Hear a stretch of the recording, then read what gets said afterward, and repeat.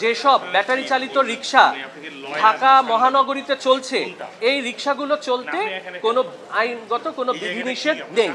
Already অবগত আছেন যে 19 তারিখে মহামান্য হাইকোর্ট একটি নির্দেশনা দিয়েছেন একটি রিটের প্রেক্ষিতে, যে 3 দিনের মধ্যে ব্যাটারি চালিত রিক্সা ঢাকা মহানগর এলাকায় বন্ধের জন্য। এর প্রেক্ষিতে আজকে সরকার পক্ষ তারা চেম্বার বিচারপতির কোর্টে আপিল আবেদন করেন। মাননীয় চেম্বার বিচারপতি আজকে হাইকোর্টের আদেশের উপর স্থিতাবস্থা বজায়ের জন্য নির্দেশনা দিয়েছেন এবং 1 মাসের মধ্যে হাইকোর্টের রুলটি নিষ্পত্তির জন্য নির্দেশনা দিয়েছেন। আদালতে যারা প্যাডেল চালিত রিক্সা মালিক ঐক্য সংগঠন তাদের পক্ষে সাবমিশন ছিল যে যারা ব্যাটারি চালিত রিক্সা চালাচ্ছে, বিগত 3 মাস ধরে আমরা দেখছি যে ঢাকার সড়কগুলোতে যত্রতত্র রিক্সা চলছে, এই রিক্সাগুলোর কোনো নিবন্ধন নেই, এই রিক্সাগুলোর কোনো ফিটনেস পরীক্ষা করা হয়নি এবং এই রিক্সার যারা চালক রয়েছেন তাদের কোনো লাইসেন্স দেওয়া হয়নি। এই প্রেক্ষাপটে আমরা আদালতকে বলেছি যে যেহেতু তাদের কোনো লাইসেন্স বা ফিটনেস নেই, তারা সড়কে চললে এটি সম্পূর্ণ অবৈধ এবং বেআইনি হবে।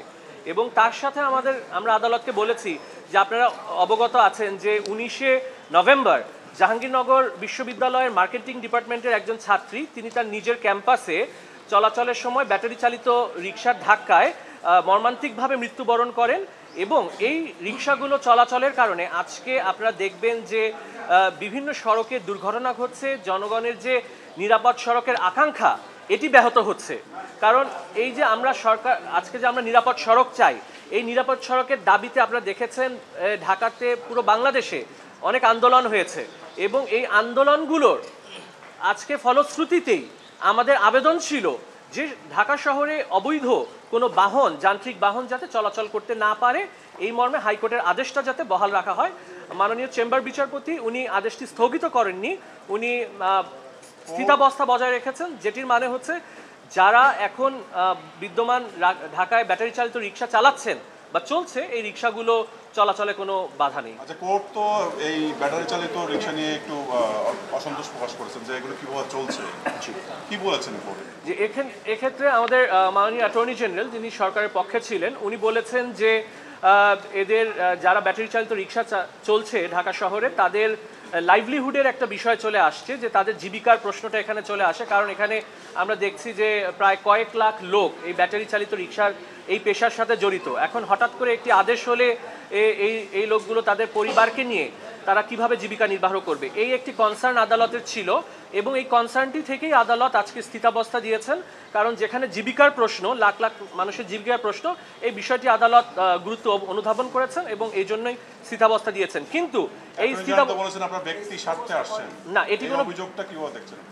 এই রিটটি কোনো ব্যক্তি স্বার্থে করা হয়েছে, ব্যক্তি স্বার্থেই হয়েছে। এই রিটটি কিন্তু আমি একটু ক্লিয়ার করি আইনের বিষয়টা, যে এই রিটে যারা রিট আবেদনকারী তারা নিজেরাই রিক্সা মালিক এবং তারা 2টি সংগঠনের প্রতিনিধিত্ব করছে। It is a private interest litigation and partially it also concerns with public safety. এখানে জননিরাপত্তার বিষয় রয়েছে। কারণ যারা আজকে প্যাডেল চালিত রিক্সা চালাচ্ছেন তারা কিন্তু এদেশের নাগরিক, তারা কিন্তু আক্রান্ত হচ্ছেন এই ব্যাটারি চালিত রিক্সা দ্বারা, তারা দুর্ঘটনার সম্মুখীন হচ্ছেন সড়কে। কাজে এটি শুধু প্রাইভেট ইন্টারেস্ট না, এখানে তারা জনস্বার্থেরও একটি বিষয় রয়েছে। এখানে স্থিতাবস্থা বজায় থাকার ফলে আজকে পর্যন্ত যেসব ব্যাটারি চালিত রিক্সা ঢাকা মহানগরীতে চলছে, এই রিক্সাগুলো চলতে কোনো আইনগত কোনো বিধিনিষেধ নেই। কিন্তু আপিল বিভাগের চেম্বার বিচারপতি বলেছেন আমাদের রুলটি 1 মাসের মধ্যে নিষ্পত্তি করে দেওয়ার জন্য। চূড়ান্ত সিদ্ধান্তটি রুল নিষ্পত্তির পরেই হবে যে এই ব্যাটারি চালিত রিক্সা ঢাকা মহাসড়কে চলবে কি চলবে না। তাছাড়া মাননীয় অ্যাটর্নি জেনারেল আজকে আশ্বস্ত করেছেন যে উনি আগামী 1 মাসের মধ্যে এই ব্যাটারি চালিত রিক্সার বিষয়ে একটি নীতিমালা বা একটা ফ্রেমওয়ার্ক, লিগ্যাল ফ্রেমওয়ার্ক করা যায় কিনা এটা সরকারের সাথে আলোচনা করে দেখবেন এবং তারা যদি আইনের মধ্যে থেকে এই ব্যাটারি চালিত রিক্সা চলে, আমাদের সেখানে কোনো আপত্তি থাকবে না।